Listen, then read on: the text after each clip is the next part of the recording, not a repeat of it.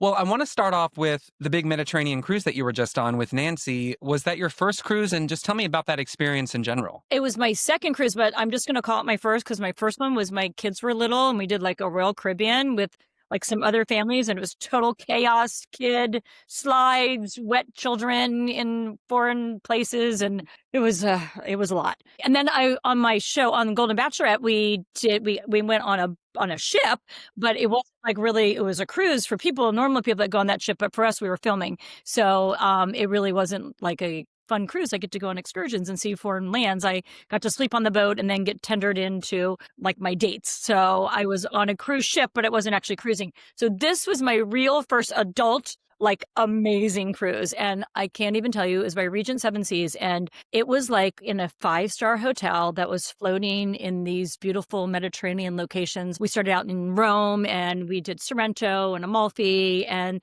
then we went to Malta and we did Valletta, Malta. And then we did 3 places in Turkey. And then we ended up in Greece. So it was phenomenal. Like they had to drag me off the ship. I didn't want to It's leave. incredible. What was your favorite place to visit? God, I knew you were going to ask me that. And probably Santorini. We only had 1 day in Greece. I need to do like the whole Greek Isles next because I was in love with Santorini. But to be honest, I loved every single location. And I figured out what the allure of cruises are because I feel like you're either a cruiser or you're not a cruiser. And after being on the ship with my kids and a lot of wet people and yelling children all over the place, I just thought I'm not a cruiser. I'm a cruiser now. You wake up in the morning, you open up your curtains, and there it is, like a new, beautiful location that is completely different than the one you were at the day before. And you're going to get off the ship and you're going to get to wander around this amazing place. And then you get back on the ship and you have a beautiful gourmet dinner and they have entertainment for you. And you can start to make friends with other people on the cruise. So you're like on this floating, like social thing where you're getting to know people. And it was so much fun. And this was with you and Nancy, correct? Was it just you two? It was just us two. I wanted to bring Chuck, of course, but he wasn't available. He was on a vacation with his son that they had planned because he had graduated from college. And so this was like his big trip. And they had planned it like 2 years ago. So it was a big, big, big vacation. So he couldn't come with me. So I asked Nancy, and she was able to go. Was this your first girls trip, or have girls trips always been a big part of your adult life? I love a girls trip, but I was married for a million years and I did couple trips. So I loved being with my husband. I loved vacationing with him. So I didn't do a lot of girl trips. I've done some, but not a lot in the past. So it's become more of a thing since I lost my husband, and I love them. And I don't think it will ever change, even though I have Chalk now and I'll be doing couple trips. I love a girls trip. I'll tell you, Nancy and I had the best time, and I've done it with some other girlfriends, and it's just a different vibe, like a different thing. It's different than being with a couple and doing a couple trip. Girls, we just are goofy and we're in our pajamas and, drinking wine. And I don't know, it's just a little different. And it's almost a little easier because we kind of want the same things. Like Nancy and I wanted to shop. Chances are Chuck wouldn't want to shop with me. We wanted to lay by the pool on our day off when we were like at sea. He'd probably be like, let's go like jog around the deck. And I don't want to do that. Yeah, I want my mom to do that because she is in her 60s now and she recently became an empty nester maybe a year or two ago, and she raised 6 kids. And, Oh, she she's been married the deserves it. whole time. Yeah, she's been married the whole time. But I'm like, the girlfriend thing as an adult, it's hard to make friends when you're raising a family, and then going on trips is such a big deal. But like, there is such value in having girlfriends and going on those actual trips and getting away. So I'm glad that you're setting precedent. You are so right. It's like, and it's almost like cathartic. It's a really good way to unwind because you're just like authentically yourself when you're with your girlfriends. You're your worst you without makeup on. You can be who you are and you can be the worst you and just be happy with it. And we accept each other. And that's about the great thing about having girlfriends, having close relationships. They are as important as your like loving relationships, your girlfriend relationships are, especially at this age. Exactly. And we see you and Chalk having fun. You did have to address rumors because you went on a trip with Nancy. So you guys are doing fine. You come together, you live apart. I was married for 12 years and divorced, but I always thought like time apart, individual trips, or even just like weekends or even dinners, like it's good for a couple. You don't need to be together 24/7. So are you really putting that to the test now? And do you find that Absence makes the heart grow stronger. Absolutely does. I missed him so much. The longest we've been away from each other is a month, and that is actually kind of a long time.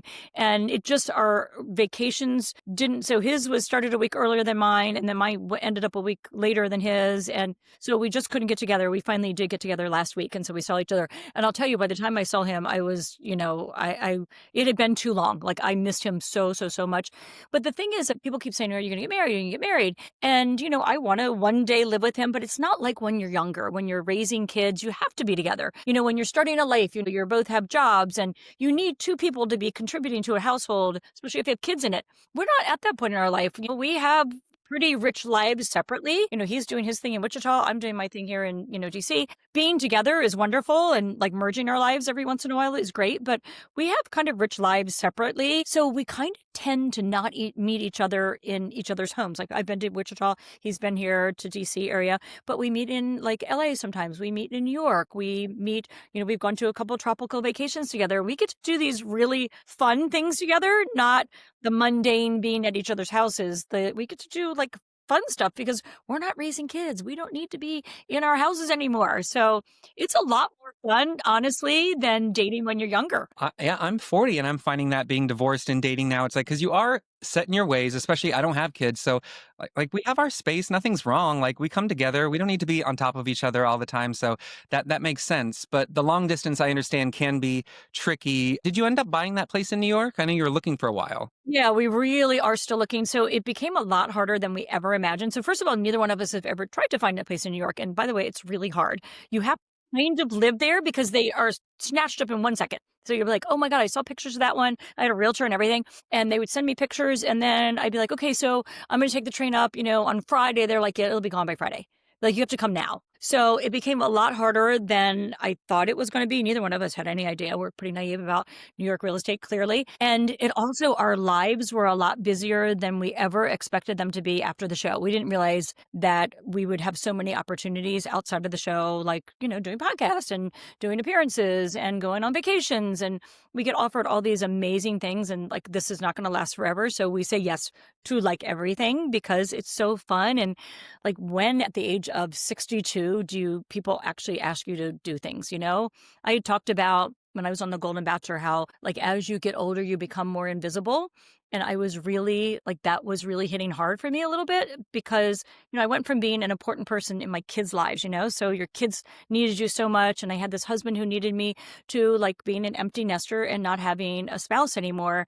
And I felt very like unneeded and invisible in the world. And like this visibility has been like such a gift. And I want to make sure that I use it in a really good way and try to elevate this older generation a little bit so we're seen again. So things became very busy. This was a long roundabout way to get to the answer that we still want to get to New York, but we've been really busy. My mom and I bonded over that watching you on the Golden Bachelorette, just how classy you were and how organized and how thoughtful you were with everything. And I really do think you're raising awareness and elevating, especially for older generations, like what's possible and what you do and don't need to do. When things have changed over generations, and I think sometimes people need to witness it on a big screen to understand we're not the same rigid way we always used to be. No, yeah, and we're not the same like I feel like I'm a little different than my mom. My mom is she's 93 and she still drives and, is super energetic. But I think that there is this notion that once you hit kind of close to retirement age,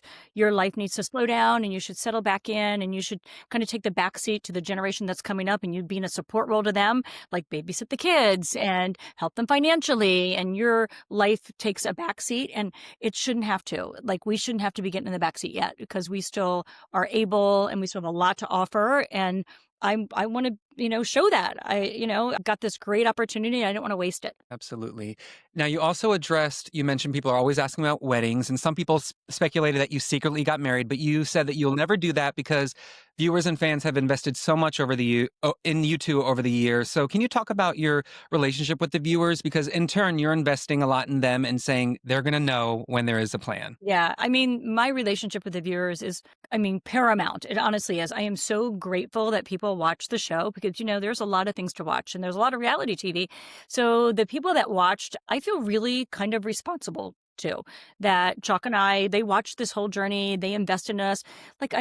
You see on Instagram, they are wondering, did we get married? They are watching what we are doing, and I would never leave them at the door. I feel like just because the show is over, the door shouldn't be shut, that they deserve to see like how this progresses. And if it does well, celebrate with us. And if it doesn't do well, understand like what happened.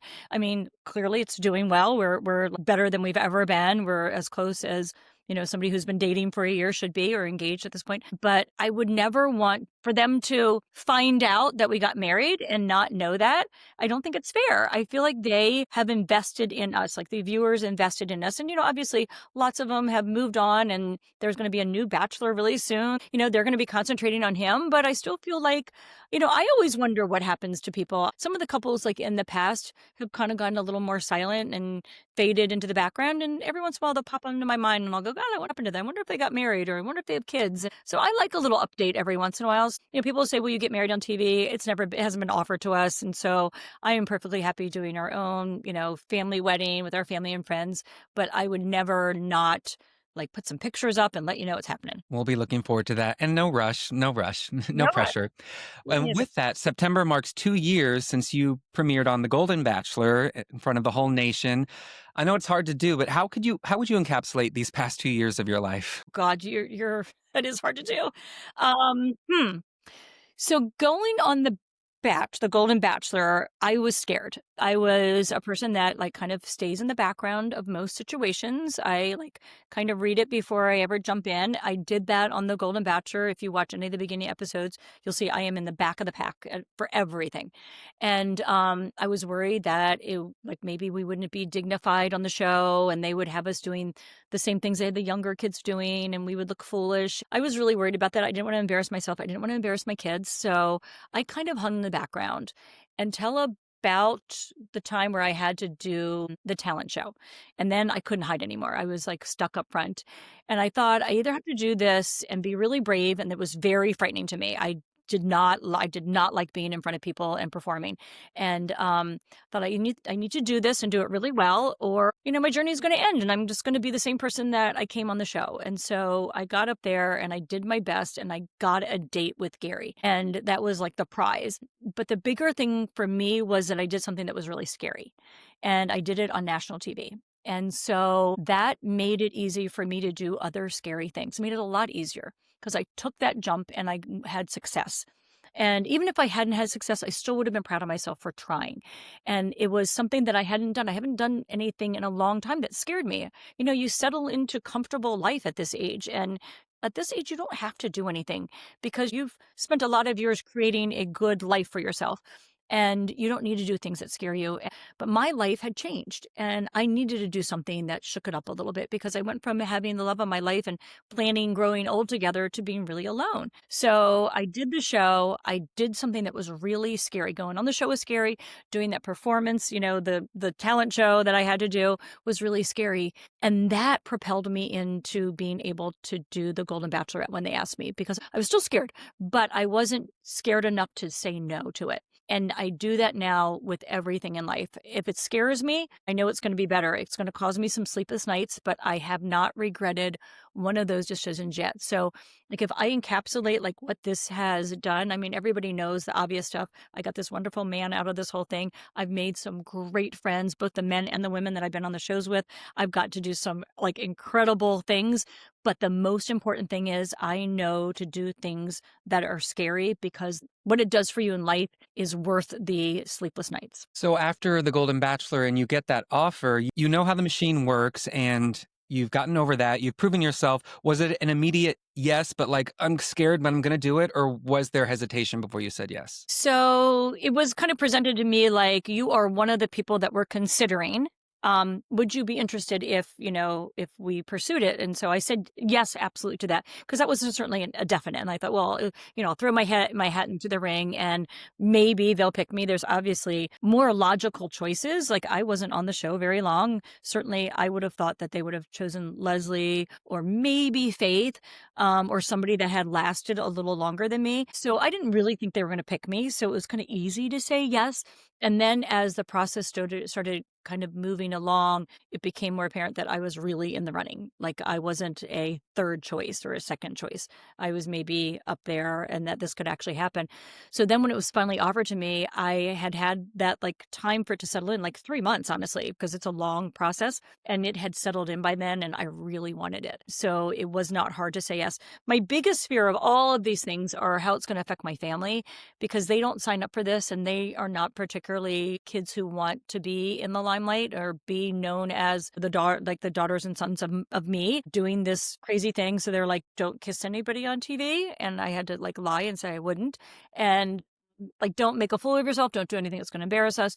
So, I made the decision with that in mind that I still had to, know that I'm just not out there in a vacuum, that I have this whole big family and life back here. And when I go to LA, I have to be true to myself. Yeah, and you're the first Golden Bachelorette, so you're setting standards in many ways. And with those 3 months of preparing before you went to the show, you obviously made the decision that by the time the show ended, you wouldn't have any beds in the suites. And as I said, you were very classy and just very level-headed and very direct with everyone. Can you explain your thought process around that, and then the feedback you got from viewers? Because there was a lot of praise coming your way for how you really established those boundaries right away. Yeah, I was really nervous about like that was in my head actually going to Bachelor.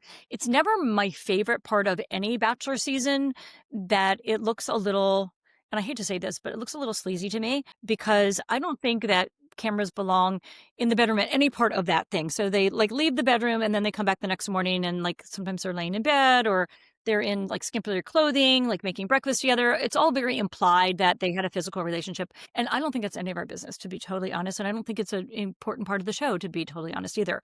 I don't think we need to know about that. But the conversations you have in that fantasy suite without the cameras are really, really important. So I had it in my mind that I really didn't want to do that. That made me very uncomfortable. But I didn't think the producers were going to be really happy about that decision. So I had my own producer and I was taking a walk with him one evening. He was trying to get his steps in every day. So sometimes we'd get to like late at night, it'd be 11 o'clock at night. We'd still have work to do. We'd still need to be talking about like what we're doing the next day in the show, or we'd have interviews we still need to do. And he'd be like, come on, walk. I need 1,000 more steps. So we would go walk along like desert. I thought we're going to be eaten by a coyote the whole time. Like up these hills in Agora, it's right in LA. And I said, hey, I have something to tell you. You have to talk to the executive producers because I've made a decision that I don't want to have beds in the fantasy suites. I said, but I do want to have that time in the fantasy suite because I think that having conversations off camera are really important because there's certain things you can't talk about. Like, once again, I told you, like, I am very protective of my family and I don't want to talk about family things and I don't want to bring my kids into any conversations. And you need to talk finances. You need to talk about like life decisions that are going to be important if you end up together. So I said, I don't. And he goes, well, you can do anything you want in the fantasy suite. I go, no, that's not what I'm saying. I said, I want America to know and anybody who's watching the show to know that we don't have to do that. And I think it's an important message to send the younger people that are on the show in, subsequent seasons. And I said, I want to make sure that that is aired because I want to set an example for other people on the show and make sure they understand it's not expected. So he presented it and they said right away, anything you want is fine. Like, we respect that. And so they were wonderful about it. The executive producers were great. They said, whatever you want, we will take the beds out of the room. I said, I don't want beds in the rooms. I don't want that to be implied. I don't want them to think that it's like we need to be like sitting in a living room. And so they did it and they were wonderful about it. And I got to have that important conversation with both Guy and Chalk when we had our dinner before like the fantasy suite night. And they were both so respectful and both told me in private that they thought it was one of the best things I had ever done because like the thought of me having a physical relationship with the other man for both of them like was creepy. They didn't like that. They thought that was like that would be disturbing and maybe have potential problems in like future relationships, which happens all the time on Bachelor. Like, people have a problem with that with each other because they have this physical relationship with somebody and then get engaged to somebody else like the next day or the day after. It's weird. Difficult to navigate that for the men and the women. It's hard. So I feel like the viewers were seeing maybe the same thing that I saw, that sometimes it's awkward. Sometimes it doesn't look really like, I think it's degrading to the couples to see I feel like I wasn't the only person seeing that, and people now saw it from and the people that didn't see it already maybe saw it from my view that it's not necessary to see that there's a physical relationship. In fact, I think it's almost intrusive. Yeah, so definitely looking out for yourself and viewers, but also looking out for everyone else. Because a big part of the show was you really taking on that mother caretaker role with all the men. And it was probably what, midway, three quarters through the show that you realized you really had to stop doing that and let yourself be vulnerable because you need help too. You're the actual centerpiece of the show. Was that the first time that really happened to you in your life in general? Because I sure being a mom and a wife before, like you're never putting yourself first. Yeah, it's weird to put yourself first after you haven't done it for so long, and it's actually the way I like to exist anyway. Like I said, I like kind of being the background. I'm a background kind of person. That happened. That was a unique situation. That how it kind of came to be. The day before, well, so it kind of was a 3-day thing. So I went to Vegas with Pascal, and it was a really, really, really long day and night, and we didn't get to bed till about 3 o'clock in the morning, and then I had to be on the jet flying back to LA at 7 a.m. So I got about 2 hours sleep because I had to be like camera ready for the next day because we were going right to a date. So got 2 hours sleep, got up at 6 a.m., got on the plane by 7, headed to LA. We were there by like 8. I got in a car. They brought me to that Ventura College, which is where they taped the kickball game. So I had a group date the next day. I got there at like 8 a.m. or 9 a.m. and I had to be out in the field. We were filming a little bit of a commercial for another company. And then we had to do the practice with the guys. We had 2 professional football players that were coaching the teams. It was just an incredibly long day. I then had to sit in a booth with Jesse and call the game. And then I had to go change my clothes, eat dinner really quickly, and then go on a group date with the guys who had won the game. So then that started at like 9 o'clock at night when it was starting to get dark. So I had had such a long day. But when I was eating dinner, I was in there like redoing makeup and hair, getting a new outfit on, grabbing a little bit of food with my handler, and they said, "Hey, you have a phone call," which is really weird because I don't have my phone. So that means somebody from my home called a producer or sent a text to a producer saying something was wrong. And I was like, what's going on? And it was my daughter telling me that my mom was sick, and my mom was supposed to come out to LA to be part of one of the shows on Monday. And she was sick and she couldn't get out of bed and she had pneumonia. And she's 92 at the time. And they said she's really sick. And my daughter's saying, we don't know what to do. The doctors aren't responding. They've given her medicine. It's not helping her. She's worse. She hasn't eaten in 2 days. And I was like, okay, my mom is dying. I need to leave here. And so I'm calling my daughter and we're talking about it. And I'm like, you need to, call Uncle Greg, my brother. Well, my brother was out of the country. And so there just wasn't a solution that I could think of. And I was really upset. And I was having a really hard time getting myself ready to go on this group date with these 7 guys. And the producers came in, they said, you need to tell the guys that you're obviously really upset. And I said, no. I said, they have like done this kickball game. They are like separated shoulders. They have scrapes down their legs. One has a knot on his head. I mean, they have like put their bodies into this so they could win this group date. And I'm like, I cannot make this group date about me. And they're like, no, you need to be honest with them. Tell them what's happening in life. I was like, no, I'm not doing it. I said, this is about them. I said, I can't do it. But I had a really, really hard time doing those like 7 individual conversation dates that evening. I was like, can we just cut it short? I'm just exhausted. I don't have much left in me. And the next morning I woke up and I was like, I am not doing this right. They were right. I should have told them, maybe not at that date, but I should have. I can't be driving this bus the whole time. And I felt like I needed to take care of these guys because they're sharing these difficult moments that have happened in life and how they ended up on the show and being their age and single and all this really, really like personal, heart-wrenching information that men don't usually share. Like they were just pouring their hearts out. And I was feeling like I needed to take care of them. Like I need to envelop them and, give them hugs and take really good care of them. But I wasn't telling them anything about my life. And I was just being stoic and, taking charge. And I finally that day when I was just breaking down, I'm like, why aren't I telling these guys that I have like stuff going on too? So I woke up the next day and I said to the producers, I said, okay, I'm going to do it today. It was a rose ceremony that night. I said, I'm going to talk to the guys and I need to turn this around. And that was the night I said, I feel like I've been driving this bus the whole time. And I said, I need to climb back and be a passenger with you guys because I've asked you all to tell me about your lives and tell me about yourselves and tell me why you're here and what happened and like what has made you you. But I haven't done that for any of you. So I turned around and I said, I get to be just a passenger on this journey too now. And has that spilled over into your personal life? Have you taken that lesson and taking a back seat and not always driving the bus in your personal life now? No. No.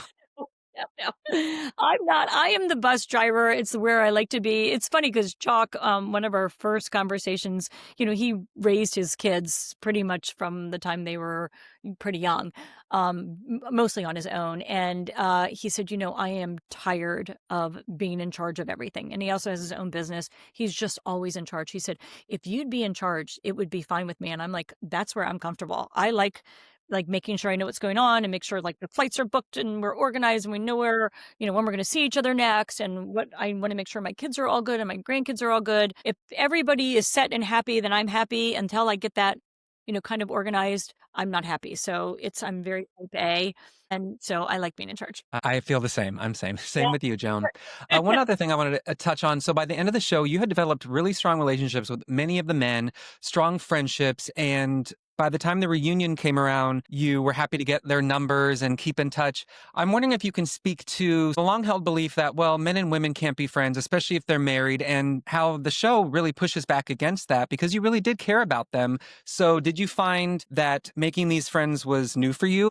Did you have male friends in your marriage, and has it carried over? So I've always had male friends. In fact, I'm going out with one of them tonight. I've been friends with him for 25 years. So my late husband was friends with him also. So I do think that men and women can be friends, but you have to have like kind of clear boundaries early on. And I am still friends with some of the men from the show. We'll text every once in a while, or I'll see them at events and we'll kind of fall right back into our great pattern. And like I'll tease them. I'll be like, yeah, Chuck doesn't mind that I'm hanging out with my old boyfriend. But, obviously, like they weren't all my old boyfriends. They were just part of the show and part of the whole process that I went through. But like I still, talk to Keith sometime. He got my first impression road. I really liked Keith.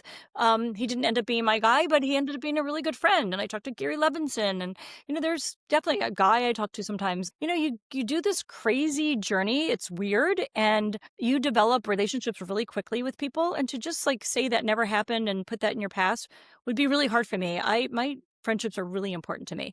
So I think you can be friends with men that maybe you've even dated. So I hate the idea that you can't have male friends. I have really good male friend relationships and they're very different than my girlfriend relationships. Like I'm not going to climb in bed with my pajamas with them, but like their point of view and having male friends has been good for me in my life. I remember when I was getting married, my mom said, "Who's going to be your bridesmaids? All your guys, all your friends are males. Males are easier to get along with than women in general. You guys just don't care that much about like the gossip and the things that like I kind of try to stay away from." Yeah, I think it also has to do with security and being secure in your relationship and jealousy and not being. So we're Okay. too old for any of that anyway. Yeah, that's right. You and I, we can be friends. Yeah. So the other thing now, you're with Chalk, you're incorporating families. You both have beautiful families. What's the high point of that, and what's the most difficult part of incorporating families? So I'm going to talk to difficult first. And it's that we don't have a lot of time where we can all get together because we have really busy kids. Like I have kids that are married with their own children. I have a son getting married in 2 weeks. So he's super busy. Plus he has a really like stressful job. I have another son, the same thing. They're kind of in their beginning of their careers. They can't take a lot of time off. Chalk's kids are exactly the same place, beginning of their careers. They live in North Carolina.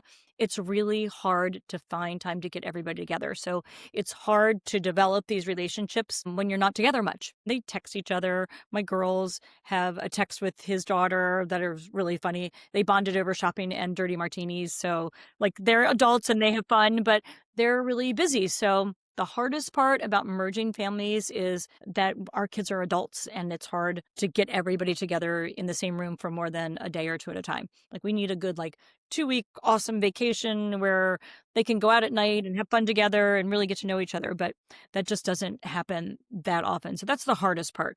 The easiest part is that they've gotten along really well. When they are together, they are very much alike and like have the same kind of interest and really like being together and like the thought they have like a new brother sister kind of relationship, even though it's happening this later in life, that they, one day will have this person. Chuck and I will be married and they will have these people in their lives that are like part of their family, even though it's, it was by marriage, they will be important people in their lives. And I think we all love that idea that you get to have this chance at, as adults. I want to talk about, you are so active on social media and you graduated with a degree in computer sciences. Has the tech field, social media in general, always been something that you've been investing in early on? Are you an early adopter, or do you have someone helping you? Because you're posting all the time, doing reels, doing stories. How has Mhm. that whole part of this process been? So it's totally like a foreign country that I was moving into. So I was a computer science major, so I'm not afraid of technology. I just didn't know social media because there was no reason for me to be on it. Like I was like an old Facebook person, and I only got on that years ago because my friend had a baby in California. I wanted to see the pictures of the baby. I'm like, I went on the show and I had like 200 followers or 100 followers. I just didn't have very many. I don't even know why I was on it. I think one of my daughter signed me up or did it, whatever. But I do see the value of it now. And that it's very hard to share your story because once you're off TV, you're off TV. Nobody sees you anymore. But I don't like to forget about people. And I love the fact that I can follow people that I love in Bachelor or in my life. So I saw the value in it. And I also saw the value in being able to post about things that are important to me. So, for example, I endorse several charities like PanCan, which is the Pancreatic Cancer Network. And it is my late husband died of pancreatic cancer. And it's kind of a not well known cancer that is on the rise and has absolutely like a zero cure rate almost. I mean, it's really, really bad. And I got to be the national ambassador for it this year. And I love that I had a platform because I never had a platform before. It was just me out there with nobody, like with my friends. So I'm honored to have a platform. I also have been on the Women's Board of the American Heart Association for a million years because my daughter was born with a congenital heart defect and she's had many open heart surgeries. So I'd love to be able to talk about that. And then like I talk about things like bullying, things that are important to me. So I love having a platform to be able to do that. And then I also love just sharing things I'm passionate about. Like I did something really stupid the other day. I bought this handheld fan and it was the greatest fan in the world. So I brought it on vacation and it was 107 degrees in Turkey. And I'm the only cool person on the entire excursion. I just had my handheld fan and I was like treating people. I'm like, come here. I'll give you a little breeze. And it was like air conditioning. So I posted about my stupid handheld fan because I like being able to share like the good things I discover. And I love it when other people do that. I love it when you show me a great makeup brand, like this is the best concealer. I do that all the time. So I was not an early adopter, but I very much see the value in social media. And I become like one of my kids. I'm on my phone all the time seeing like what's happening. So I spend way more time on my phone because like it keeps you connected to people. Like I know what's happening in my friends' lives. I know what's happening on Bachelor Nation and people like care about what I think, which is funny. So I get to give my opinion and some people tell me I'm wrong and that's fine. I'm good with the criticism. People tell me I'm ugly, that I did a terrible job on Golden Bachelorette. They tell me that I should not be on social media anymore. I accept all of those comments and I also read the good ones, which make me happy. Yeah, it's the benefits and then the dark side. So I guess it's thickened your skin, or have you reached out to maybe previous contestants? Like, how did you deal with this? How do I Yeah. navigate this? So it's funny because the day I was announced, I was sitting next to Lisa Vanderpump in the audience. They're called the Upfronts, and they're in New York City. And I was being announced by Ryan Seacrest, and she's sitting next to me, and she says, "I have one thing to just tell you." Right after I was announced, she had no idea who I was, and she goes, "Oh, you're the new person." She goes, "I have one piece of advice for you." She goes, "Do not listen to social media." And then about 3 months later, I was on Good Morning America with Lara Spencer. And after the show, she said, "How are you doing with social media?" And I was like, "Oh, gosh, it's pretty brutal." I said, can be really mean. I said, I get like really a lot of nice comments, but I get some ones that like, I feel like they're stabbing me in the heart. I said, "How do you deal with it?" She goes, "I don't read any of it." And I said, "Well, I feel like I want to answer the people." I get a lot of comments from people who have loved ones either dying of or have died of pancreatic cancer. And I really want to respond to those because they're telling their personal stories to me. And I wanted to read those. I go, "How do you just not read them?" She goes, "I just don't." She goes, "I just have to make a choice not to read them, even though I miss the good ones too." So I still read them. And sometimes they're really hurtful. And it is what it is. I mean, people are entitled. I've put myself out there. I have to accept the good with the bad. And I don't believe everything people say about me. I have gotten thicker skin. My kids sometimes defend me. And sometimes I have a few friends who defend me on social media. They're like, "We saw so-and-so said such and such about you." And I told them they were wrong. And I'm like, "Thank you very much for defending me, but you don't have to." It just comes with the territory. Yeah, you're helping a lot of people in turn. And you mentioned your work with PanCan and cancer awareness. I just wanted to ask if you have been able to connect with Jerry since his diagnosis. Yeah, so I talk with Gary every few months. We were at something in LA together and we spent a good significant amount of time together. We had dinner and then we had breakfast the next morning. So we spent some time together and he is in really good shape, honestly. So the thought about his cancer is it might be a cancer that will never really affect him. It could possibly affect him. And so they're going to monitor him, but it's something that may never be a part of his life that he may never have to get treated for. It's actually it's a terrible diagnosis, super scary, but it may not be anything that he's ever going to have to deal with. That's wonderful to hear. Of course, I said Jerry, and I know who he is. I loved him. Okay. Jerry Gary. It's very hard. Everybody says it. My friend Cindy calls him Jerry Gary. Jerry Gary. Remember the Okay. ring. Before we go, so the show, The Tangle, I want to know right now what you're currently tangled in that you're loving. Maybe you're binge watching or reading or anything you're immersing yourself in. And then on the other hand, what's frustrating right now that you wish you could get untangled from? Okay. I'm tangled in Bachelor in Paradise. I'm a Bachelor fan. I always have been.